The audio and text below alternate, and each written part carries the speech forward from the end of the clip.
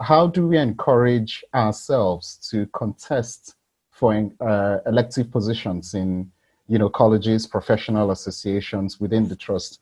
Because there is a key point there. People may have the skills, but they don't show up, which is the point Dr. Maliki has mentioned.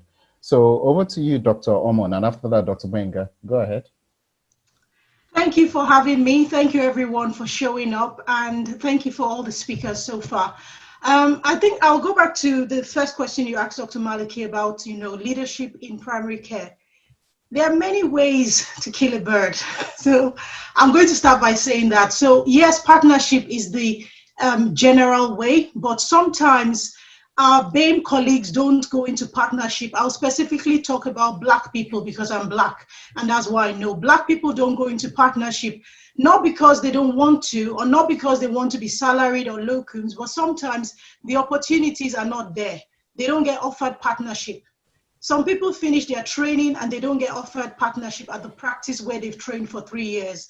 And when they apply somewhere else, they might not actually get that opportunity, or they might be asked to be salaried for certain years before they get to be offered partnership. So sometimes that might be discouraging, and that's what kind of leads people into going into locum. That being said, partnership is one of the ways to get to the table, but there are other ways as well.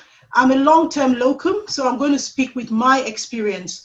I'm a long-term locum and I'm a lead GP. I'm the lead GP at Lee Family Practice.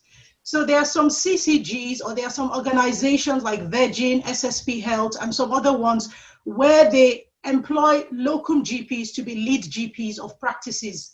The organization I work for example, has over 30 practices in Northwest England, and they almost all the doctors are locum. They are self-employed, or they have their own limited company where they work through, and they are lead GPs. I lead a practice of 90,000 patients. I make the decisions. I offer solutions. I bring ideas. I bring innovations. And, so I'm just trying to tell you that it's not just by being a partner. You can lead from anywhere. You can lead from the middle. Like my senior colleagues have said before, you can lead as a medical student. You can lead from anywhere you find yourself. Use what you have to, start. So as a locum GP, obviously, not all locums do locum. I argue this all the time, so don't be, it's not personal. But not all locums do locum for the money. I think everyone has to define what success means to you, define what you want out of the profession, and that's the first key. And if patient care is really important to you, you can provide patient-centered care 100% wherever you are, whether you're locum, whether you're in primary care, whether you're in secondary care, and that's the first thing. And, it's about positioning yourself, like my colleagues have said before, positioning yourself.